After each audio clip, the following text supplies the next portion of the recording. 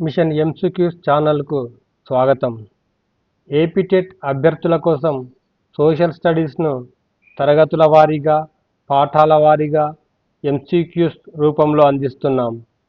ప్రతి పాఠంలోని ముఖ్యాంశాలపై పరీక్షాస్థాయి ప్రశ్నలు మరియు పూర్తి వివరణలతో మీ సిద్ధతను సులభతరం చేస్తున్నాం. మీ ప్రిపరేషన్ను మరింత బలపరుచుకోవాలంటే ఇప్పుడే మిషన్ ఎంసీక్యూస్ ఛానల్ను సబ్స్క్రైబ్ చేసుకోండి. ఇప్పుడు 7వ తరగతిలోని సోషల్ స్టడీస్ మొఘల్ సామ్రాజ్యము పార్ట్ 2 ఎంసీక్యూస్ను ప్రాక్టీస్ చేద్దాం. అత్యధిక కాలం పాలించిన మొఘల్ చక్రవర్తి ఎవరు? ఔరంగజేబ్.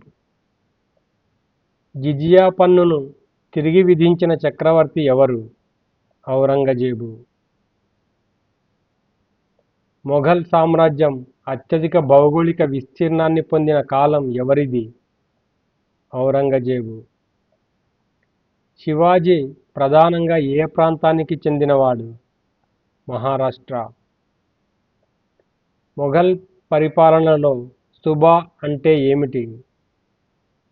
సుబా అంటే రాష్ట్రం, ప్రాంతం. సుబాకు అధిపతిని ఏమని పిలిచేవారు? సుబేదార్. మొఘల్ పరిపాలనలో సర్కార్ అనేది దేనికంటే చిన్న పరిపాలనా విభాగం? సుబా.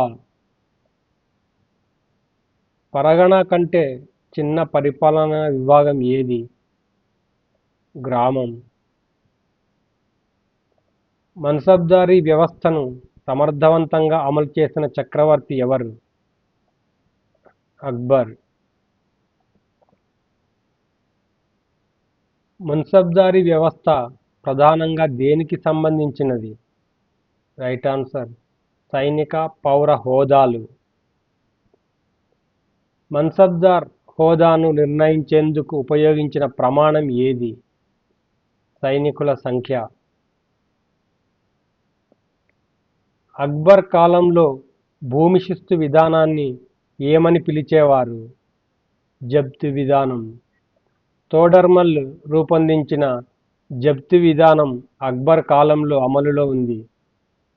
అక్బర్ కాలంలో రైతులు సాధారణంగా తమ ఉత్పత్తిలో ఎంత భాగాన్ని పన్నుగా చెల్లించేవారు? 1/3 భాగాన్ని. మొఘల్ కాలంలో ప్రధాన బంగారు నాణెం ఏది? మొహార్.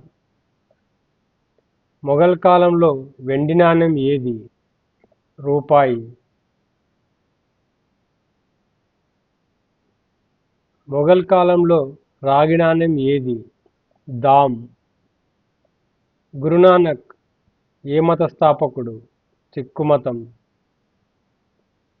సిక్కు మత స్థాపకుడు గురునానక్ జన్మస్థలం ఏది? తల్వాండి. సిక్కుల పవిత్ర గ్రంథం ఏది? గురు గ్రంథ్ సాహిబ్. మొఘల్ చక్రవర్తి జహాంగీర్ ఆదేశాలతో మరణించిన సిక్కు గురువు ఎవరు? గురు అర్జున్ దేవ్. గురు అర్జున్ దేవ్ జహాంగీర్ కాలంలో మరణించాడు. ఖల్సాను స్థాపించిన సిక్కు గురువు ఎవరు? గురు గోవింద్ సింగ్. ఇది 1699లో స్థాపించాడు. ఏక్ ఓంకార్ అనే భావన దేనికి సంబంధించింది? సిక్కు మతం. దీని అర్థం దేవుడు ఒక్కడే అనే భావన. దీనిని బోధించిన వారు గురునానక్. సూఫీ సంతులు ప్రధానంగా దేనిని బోధించారు? ప్రేమ, సహనం. సూఫీలు ప్రేమ, భక్తి, మానవతా విలువలను ప్రబోధించారు. భక్తి ఉద్యమం ప్రధాన లక్ష్యం ఏమిటి? దేవునిపై భక్తి. భక్తి ఉద్యమం దేవుని పట్ల వ్యక్తిగత భక్తిని ప్రోత్సహించింది. అక్బర్ ఆస్థానంలో నవరత్నాలలో గాయకుడు ఎవరు? తాన్సేన్. అక్బర్ నామాలోని పరిపాలనా భాగం ఏది? అక్బరీ. ఫతేపూర్ సిక్రీని నిర్మించిన మొఘల్ చక్రవర్తి ఎవరు?